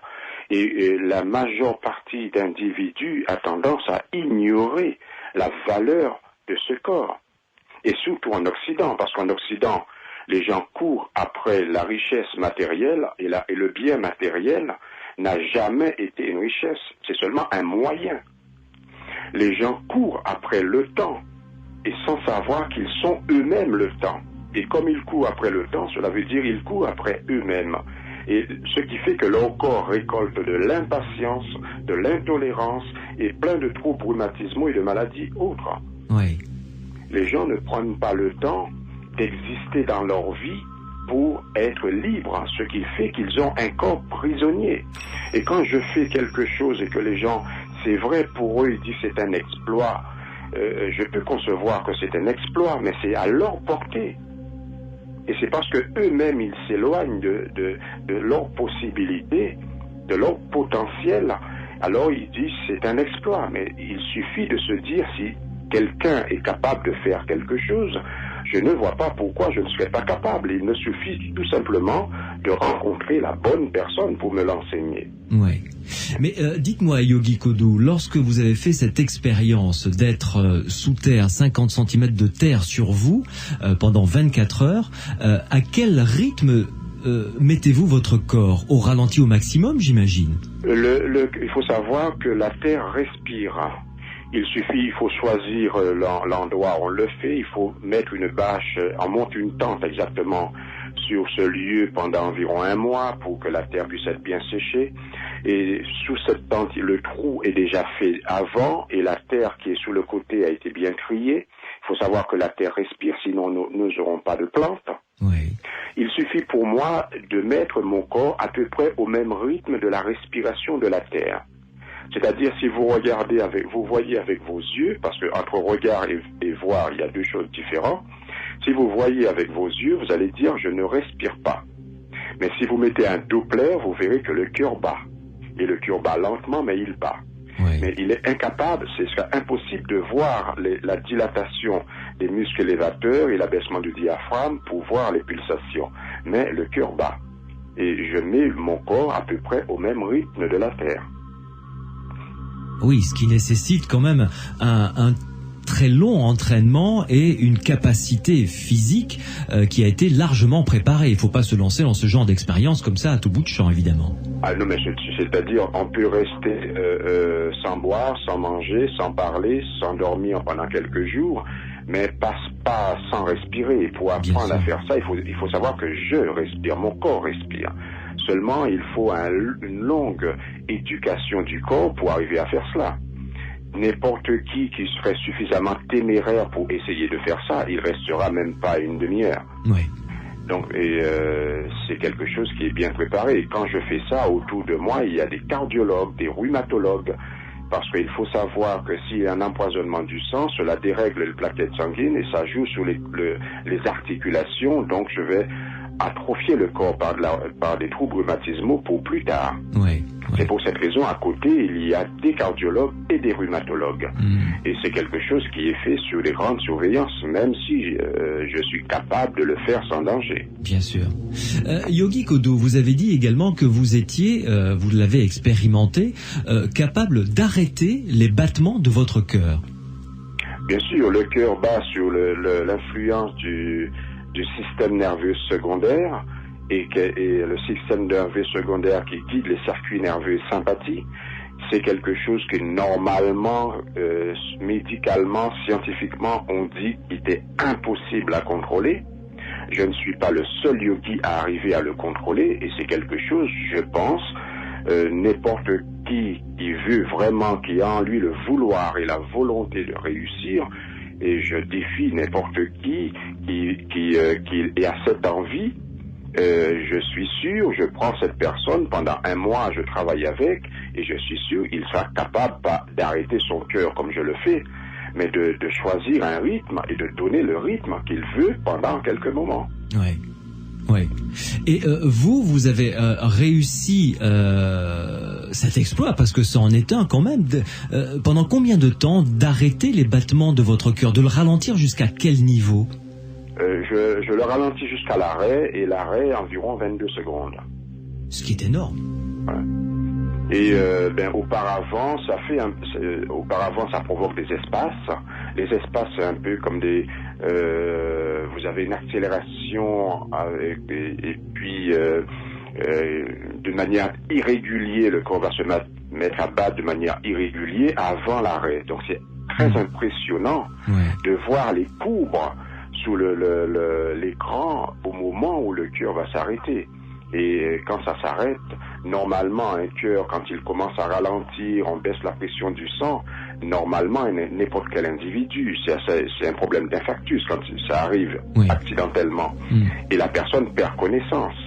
Et lorsque c'est contrôlé, il n'y a pas de perte de connaissance. Et c'est ça qui est fantastique. Oui. Mais dites-moi, Yogi Kodo, comment êtes-vous, enfin si tant est que vous puissiez le décrire, comment êtes-vous à l'intérieur de vous-même à ce moment-là, dans votre esprit, dans votre corps? Qu'est-ce qui se passe? Vous êtes extrêmement concentré, ou alors vous êtes comme une espèce de distance avec ce qui vous arrive? Il se passe quoi à l'intérieur? C'est ça la question. C'est-à-dire, il faut quitter le corps physique pour arriver à faire quelque chose de ce genre. Nous avons 10 corps différents. Et c'est un travail qui se fait avec la complicité étroite du corps mental. Le corps mental ne se trouve pas dans le corps physique, mais il est en rayonnement autour du corps physique. Il se nourrit du système nerveux et il provoque des réactions sur les modifications du schéma corporel, mais il n'est pas dans le corps physique. Il faut arriver à garder une stabilité mentale sous la régularité des mouvements de la respiration pour que le mental ne puisse pas nous donner des pensées vagabondes.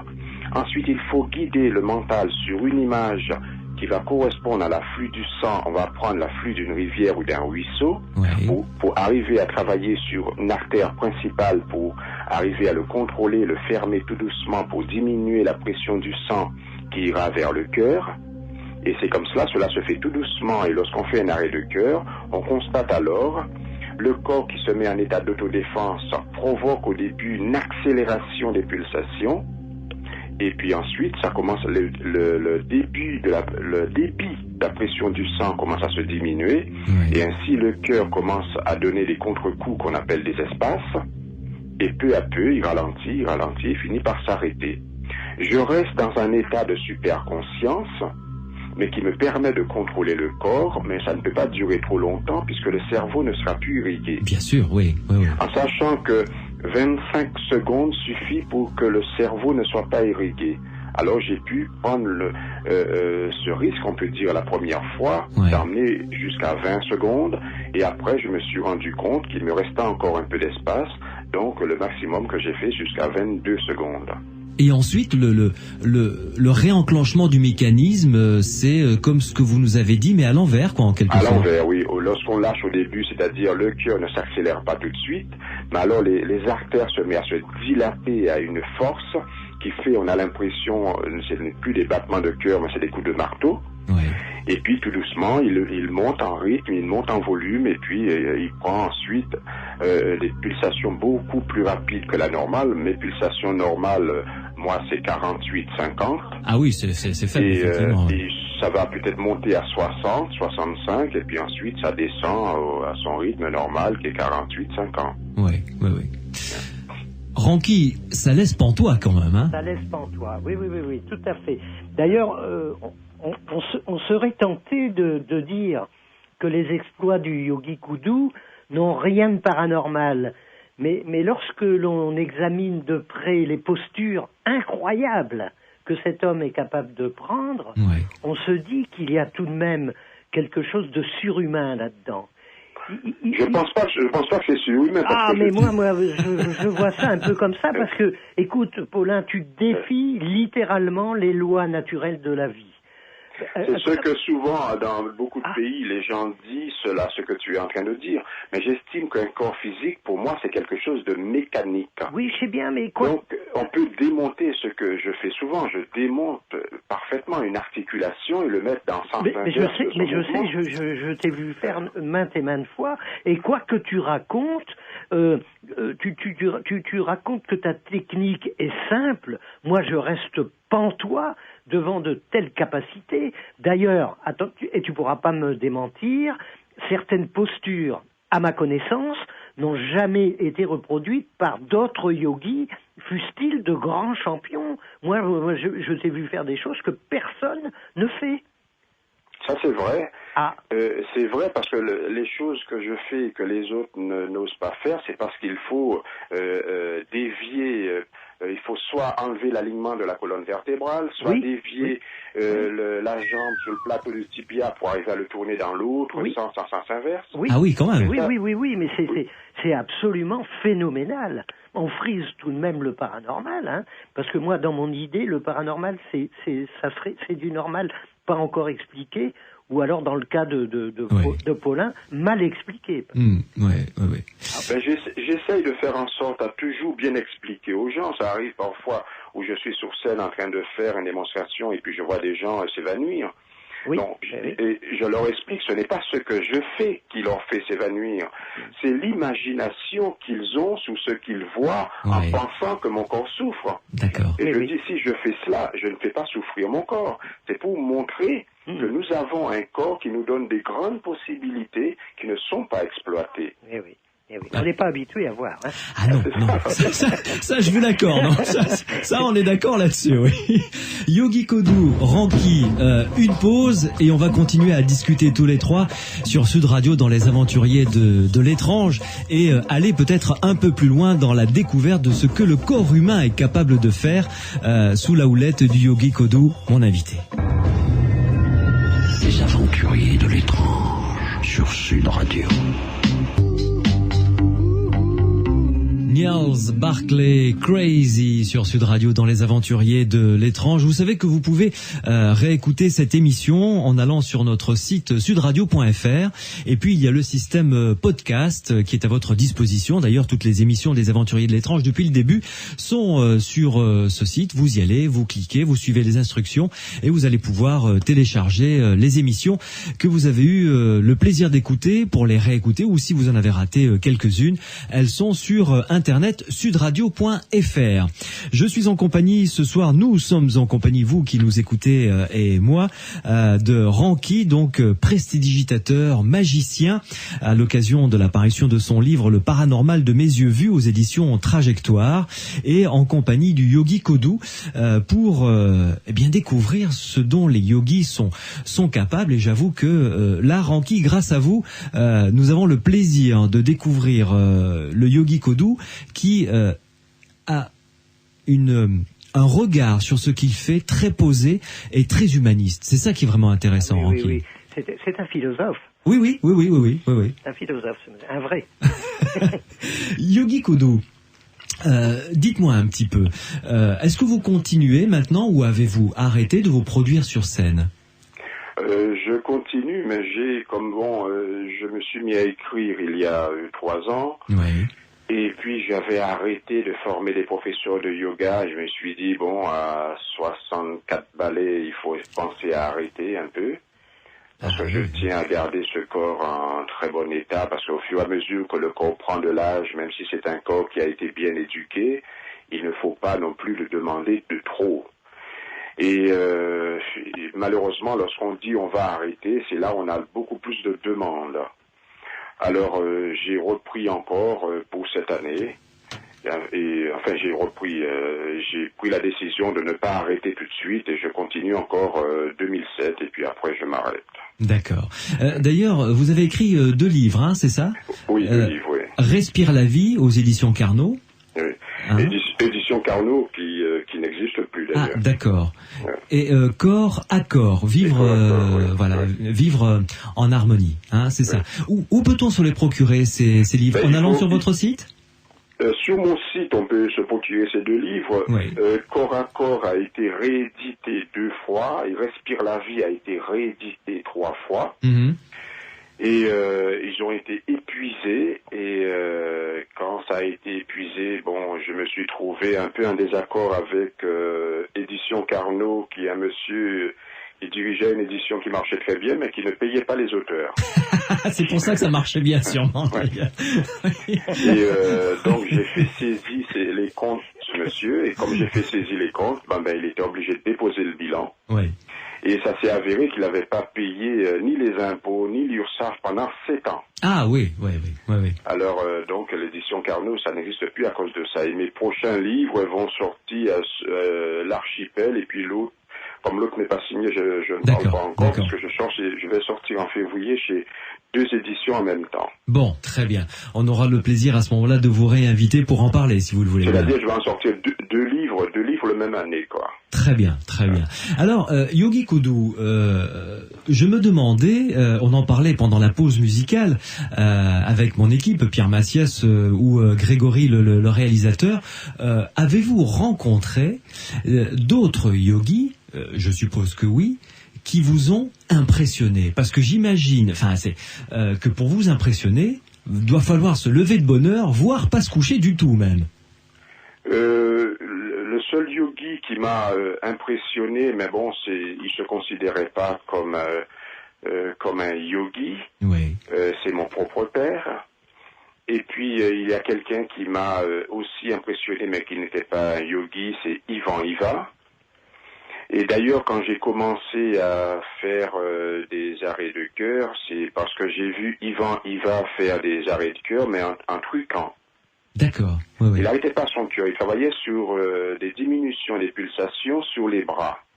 D'accord. Oui. Et il le faisait en mettant une boule sous ses bras. Mm-hmm. Et en pressant cette boule que personne ne voyait, il arrivait à arrêter sur l'artère de son bras les pulsations. Ouais.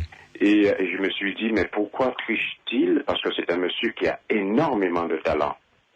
Mais c'est le meilleur hypnotiseur que j'ai pu rencontrer. Et pourquoi fait-il ce genre de choses? Je me suis dit, ça doit être possible de le faire sans tricher. Et j'ai commencé comme ça les arrêts de cœur. Ouais. Êtes-vous allé en Inde? Ni aux Indes et ni chez mon père. Mon père est tibétain, je n'ai pas été non plus.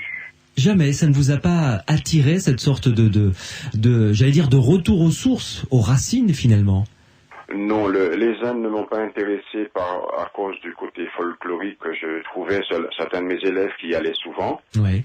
Et cela ne m'a pas plu, donc j'ai pas été. Chez mon père, j'ai pas été parce que tout ce qu'il pouvait m'en parler n'était pas bien par rapport aux Chinois, ce qu'ils ont subi. C'est vrai. Et donc, comme mon père est parti de là au moment où les Chinois leur faisaient beaucoup souffrir, et heureusement pour moi, il est arrivé aux Antilles dans ces années où il y avait la guerre avec les Allemands, et puis il est resté que j'ai pu venir dans ce monde. Et ça fait tout ce qu'il me disait sur le Tibet, fait que j'ai pas été, mais j'ai pris la décision en 2007, j'irai faire un tour. Ah, très bien. Donc vous nous raconterez à votre retour alors.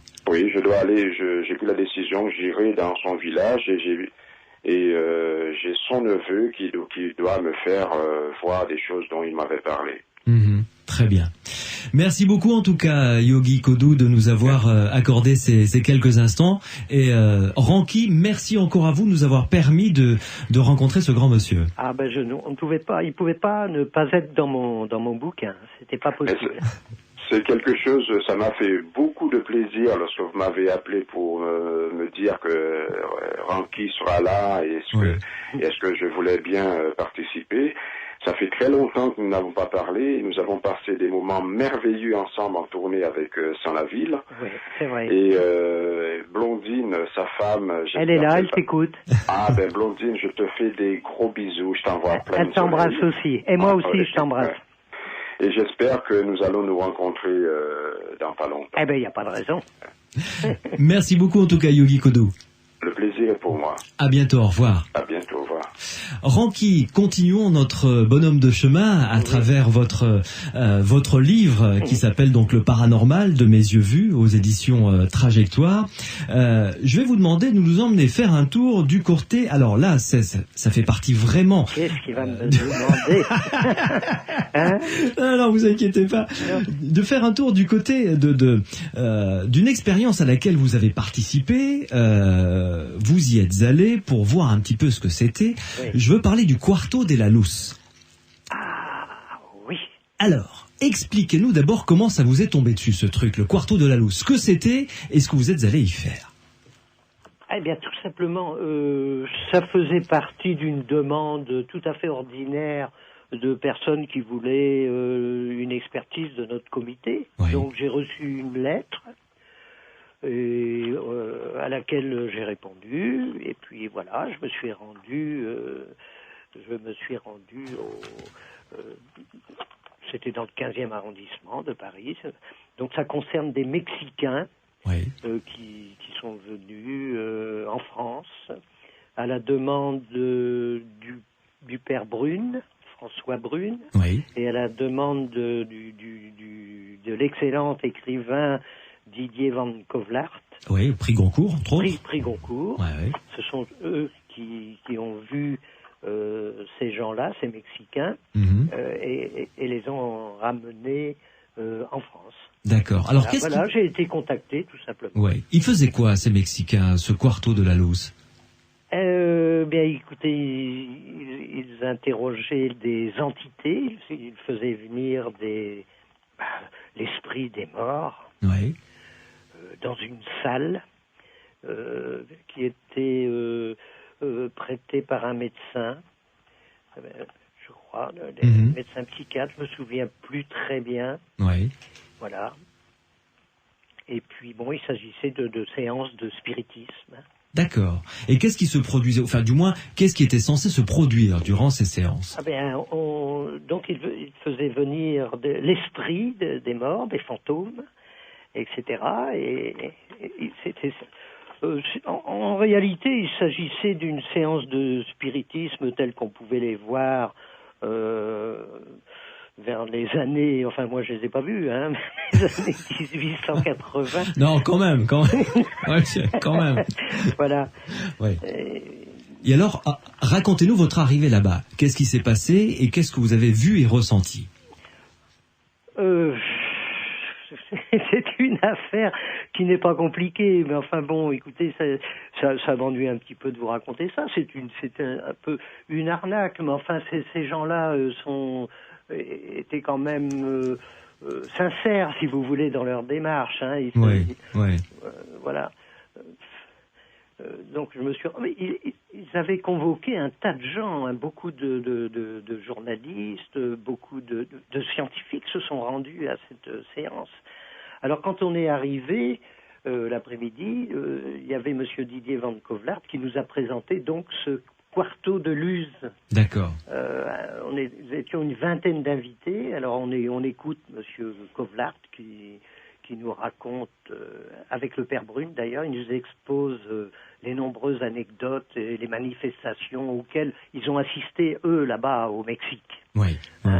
Et vers 17h ou 18h, je me souviens plus très bien, on nous fait... il y a un rituel de purification.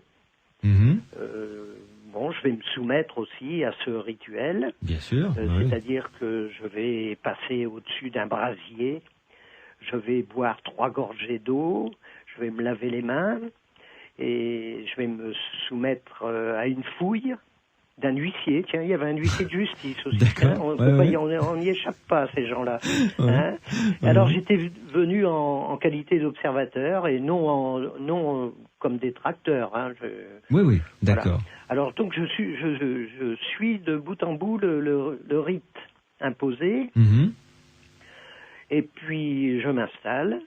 On est tous installés dans la salle. Il y a des chaises tout autour de cette salle. Et puis, en bout de salle, il y a un fauteuil avec un énorme individu, un type qui fait au moins 2 mètres de haut, un type impressionnant qui semble dormir, là. Il est vraiment impressionnant. Ouais. Et d'un seul coup, les lumières s'éteignent. On est tous plongés dans le noir, et c'est là où ça devient très bizarre parce que en plus, je ne sais pas pourquoi Monsieur Kovlart semblait être le grand prêtre. Il se met à chanter des chansons, etc. Et puis on commence à voir des lumières qui scintillent au plafond. Et puis d'un seul coup on voit une main qui apparaît. Une main qui apparaît dans le noir, qui se promène. Et on commence à entendre des bruits d'harmonica, des bruits de tambour. Enfin, il se passe plein de choses. Et puis d'un seul coup, je sens sur mon visage il y a des bruissements de fleurs. On me caresse le visage, on me caresse les mains, et tout le monde ressent la même chose. Et tout ça se passe dans le noir, hein, évidemment. D'accord. Alors ce sont soi-disant des entités, alors on nous demande de prier, etc. Et puis de prier pour les personnes qui sont malades.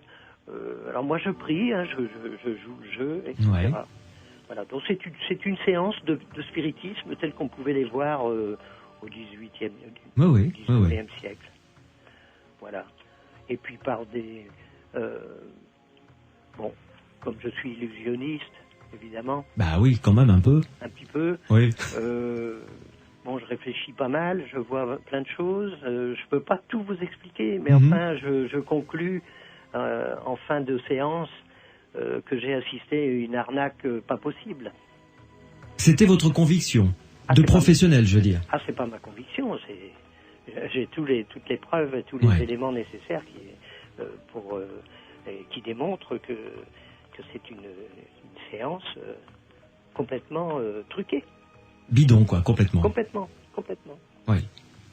Mais après, vous en avez informé ceux qui étaient les organisateurs Oui, vous savez, il y avait des gens, il y avait des scientifiques, ça a commencé à tourner au scandale. D'accord. Parce qu'il y a des gens qui se rendaient compte que c'était un petit peu forcé, tous ces effets. Oui, mais au départ, personne n'osait bouger. Et comme ça commençait à tourner au scandale, la séance fut écourtée. Oui, j'imagine. Un petit peu, oui. Oui, ce sont les participants même qui ont obligé à écourter les choses, quoi. Ouais. Alors on a reçu une bénédiction finale à base d'eau. D'accord. On a tous été bénis, et puis là les lumières se sont rallumées, et puis après on a demandé mon avis, bien évidemment. Bon. Le lendemain, Didier Van Kovlart m'a demandé au téléphone, je l'ai eu pendant 1h30 ce monsieur, et je lui ai expliqué comment les trucages avaient eu lieu. Il voulait pas l'admettre, alors il m'a demandé, il me dit mais qu'est-ce que je dois faire? Je lui ai dit écoutez, continuez vos séances, mais installez une caméra infrarouge, et puis vous verrez que ce que je vous raconte vous démontrera qu'il y a trucage de A à Z. Il n'a pas voulu installer ces caméras, et il a continué 5 ou 6 séances. Je ne sais pas quelles ont été ses motivations. Toujours est-il qu'il a participé à des séances bidonnées. Oui. Dans quel but, je n'en ai aucune idée. Mais bon, ces séances étaient en tout cas sûres et certainement bidonnées. Ah oui, complètement. J'explique ça en détail dans mon livre, avec toutes les preuves, etc. Ranky, une dernière pause, et ensuite on parlera avec vous de Marie-Monique Robin. On n'a pas pu la voir parce qu'elle est en vacances en Andalousie. Bien dommage, c'est une grande dame. Complètement. Mais on parlera de votre collaboration avec elle, et puis de Maud Christen, qui sera notre invitée bientôt d'ici une semaine pour parler de voyance, bien entendu, si vous le voulez bien. À tout de suite. À tout de suite. Sud Radio, les aventuriers de l'étrange, de l'étrange. Je m'enferme. Ce silence, Natacha Saint-Pierre sur Sud Radio dans Les Aventuriers de l'étrange, avec mon invité Ranky, la toute dernière ligne droite. Mon cher Ranky, juste avant de vous poser les quelques dernières questions, je cite une fois de plus votre livre qui s'intitule Le Paranormal de mes yeux vus aux éditions Trajectoire. Ranky, parlons un peu de Marie-Monique Robin, journaliste, grande réalisatrice de documentaires, qui a travaillé pour plusieurs chaînes, pour Envoyé spécial, entre autres, et vous avez collaboré avec elle dans le cadre d'un documentaire. Alors, d'abord, dans quel cadre de documentaire, et est-ce que c'est elle qui a fait appel à vous? Oui, c'est Marie-Monique Robin qui a fait appel à moi, personnellement, d'ailleurs. Marie-Monique Robin je ne la connaissais pas avant, mais elle gagne à être connue, elle aussi. Tout à fait. Marie-Monique Robin, c'est une des rares journalistes françaises qui porte un regard tout à fait rationnel sur les phénomènes inexpliqués. Elle se place du côté du raisonnement scientifique sur les rationnels. C'est extrêmement intéressant. En France, ça n'a pas d'écoute, puisque en France... le paranormal est toujours un sujet tabou. Alors, elle est allée en Allemagne, en Angleterre, en Suisse, aux États-Unis, partout. Et pour faire son film, elle a même dû aller aux États-Unis. Oui. Donc, elle a voulu, avec moi, monter des tests, justement, qui auraient lieu parallèlement entre la France et les États-Unis. Exactement. Voilà. Nous avons donc testé Maud Christen, la voyante française, et Joseph McMoneagle, un voyant américain. 2 voyants exceptionnels, hein? 2 voyants exceptionnels. Ah oui, absolument. Oui. J'étais étonné au plus haut point, et donc elle a réalisé un film vraiment très très riche d'enseignement. Ça, à mon humble avis, c'est un document. C'est le document le plus honnête qui a été produit. Sur le paranormal. Oui, il s'appelle Le Sixième Sens. Oui, le Sixième Sens, la science face au paranormal. Oui. Et il a été tourné à l'origine pour Envoyé spécial, justement. Je sais pas, il y a eu un problème. Elle a revendu son film à Canal+. Et je peux vous annoncer qu'il sera projeté incessamment, sous peu, comme on dit. Oui, sur Arte, sur je crois. Arte. Ben, voilà. Vous êtes au courant. Oui, sur Arte, dans le cadre d'une théma, d'ailleurs.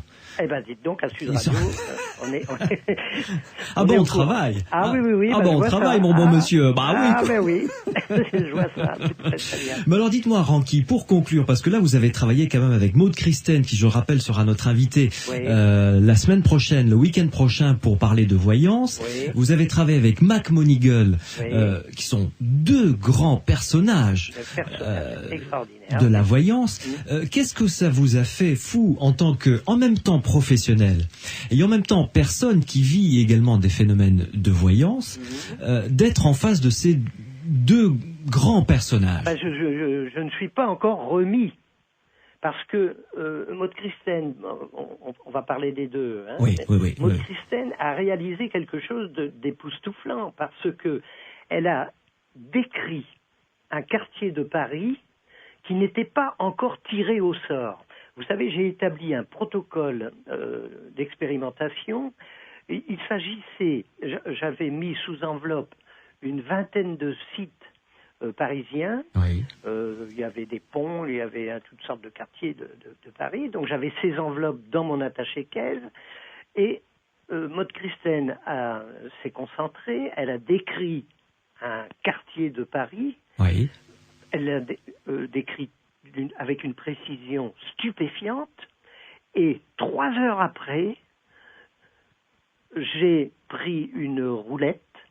Vous savez, une roulette, un jeu. Ouais. J'ai lancé ma petite boule. L'enveloppe numéro 16 est sortie. J'ai ouvert l'enveloppe numéro 16 et c'était le pont Alexandre III duquel elle avait décrit tout l'environnement. Donc, Maud Christen avait réussi à décrire avec 3 heures d'avance un site qui n'était pas tiré au sort encore. Fort quand même, hein. C'est vrai que ça pose... Alors les scientifiques ne veulent pas s'occuper de ça, ils veulent même pas en entendre parler.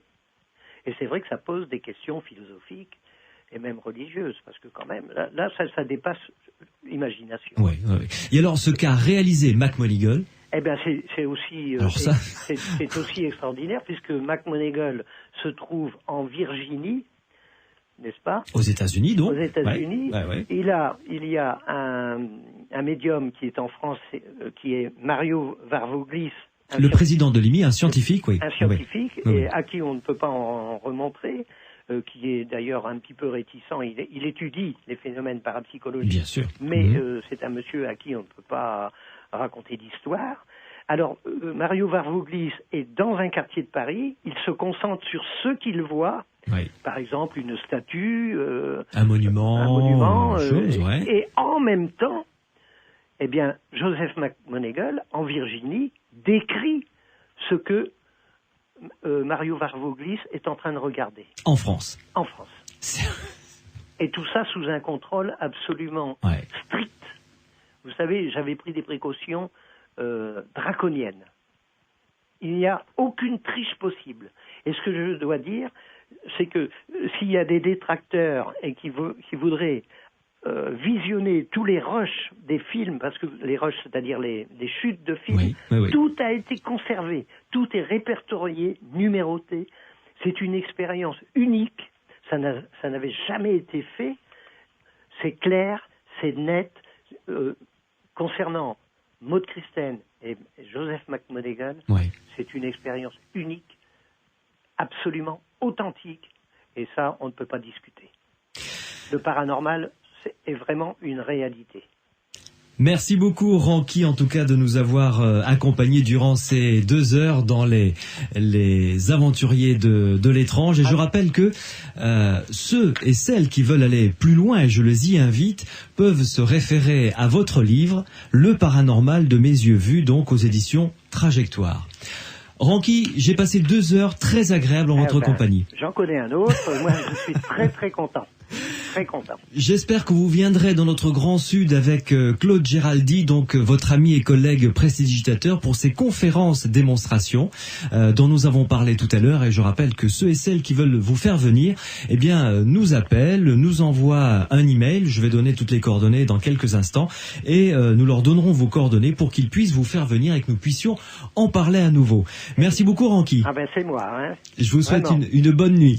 Merci bien. Au revoir. Merci, au revoir. Sud Radio. Samedi et dimanche, 22h minuit. Louis Benedit, les aventuriers de l'étrange. Che Silorio Massarini, soutiene Redina Forza.